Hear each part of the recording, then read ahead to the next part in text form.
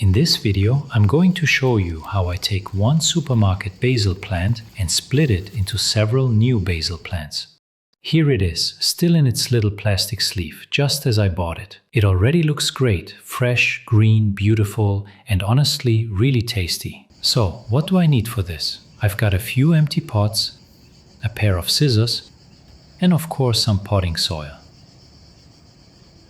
I'm using some regular small pots, but I also made a few simple pots from plastic bottles, which work perfectly fine for this. So you might be wondering, why split this beautiful basil plant at all? It looks healthy, it smells amazing, and it feels like a shame to disturb it. But there's a good reason for doing this, and I'll show you exactly what's going on inside the pot. Let's get it unwrapped, remove it from the plastic wrapping, and inspect our basil plant. Okay, now the plastic is removed. It looks great, it smells really fantastic, I can tell, and the leaves look great. But here's the thing about supermarket basil. It's not one plant. When you inspect the bush, you can see it clearly. Growers pack up to 10 to 20 seedlings into a single pot to make it look full on the shelf. It looks great in the shop, but once you bring it home, all those seedlings are competing with each other for water, nutrients, and light, usually in lower light conditions than they had before. That's why supermarket basil often starts to go downhill after a couple of days or weeks if you leave it in the same pot. Splitting it up gives each clump more space, and that's what really helps it recover.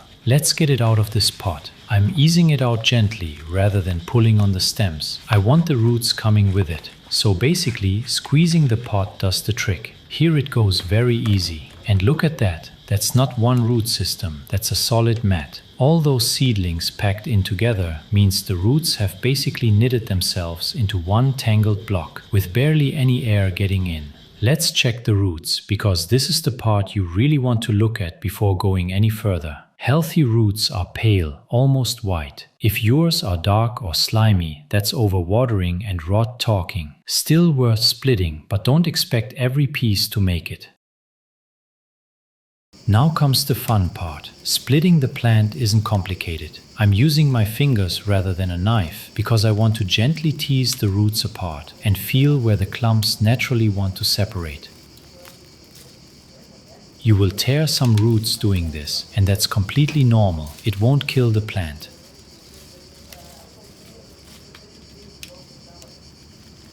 Now and then some leaves will be lost, but that is normal.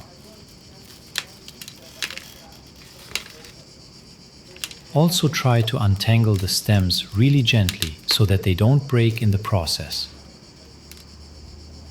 So I keep on splitting them into smaller parts until they are at a smaller clump size.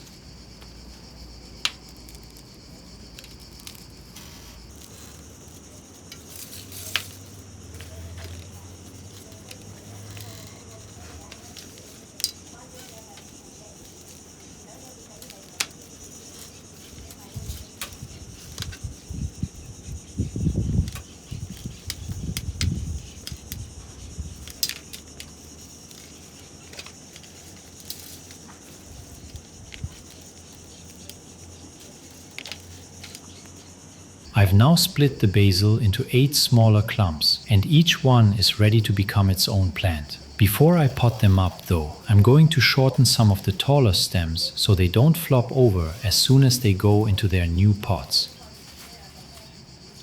Some of these stems are really tall, around 30 centimeters, and I don't want the new plants to be top heavy. So I'm cutting just above a leaf node. That way, the basil can send out new shoots from that growing point and grow bushier instead of tall and weak.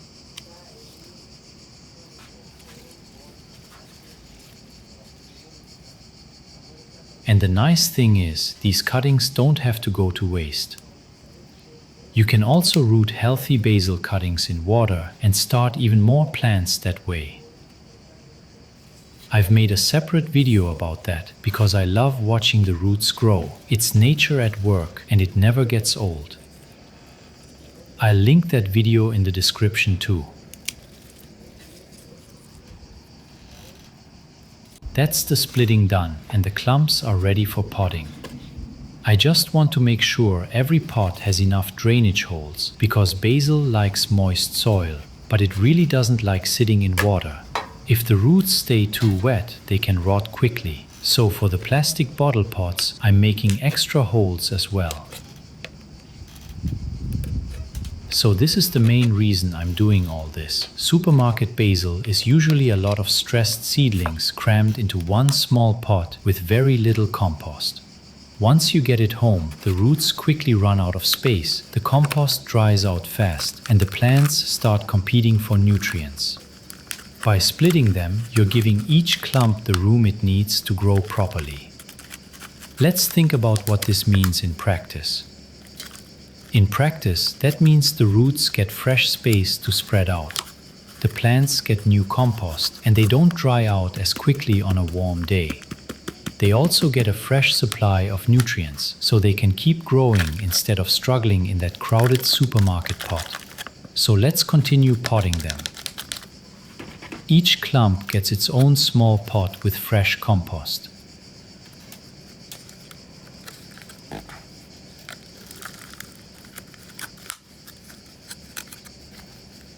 Depending on the stem, I'm planting it in a little deeper than it was sitting before, right up to the lowest leaves. That encourages more roots to form along the buried stem, which just means a stronger plant later on.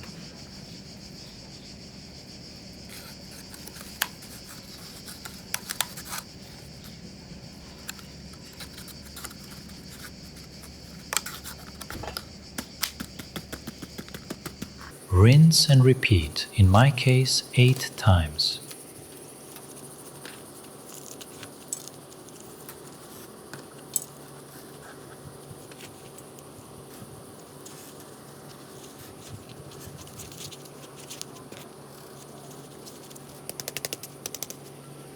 So from one supermarket pot, I've now got several individual basil plants on the go. So I was easily able to make 8 to 10 new basil plants in pots out of this €2 basil plant from the supermarket.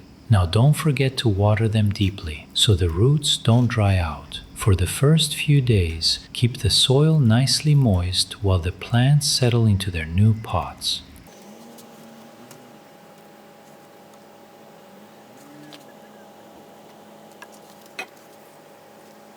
One last thing, don't throw away any trimmings. Pop the healthy basil cuttings in a glass of water on the windowsill and they'll root in a week or two. So you've always got a backup plant on the go.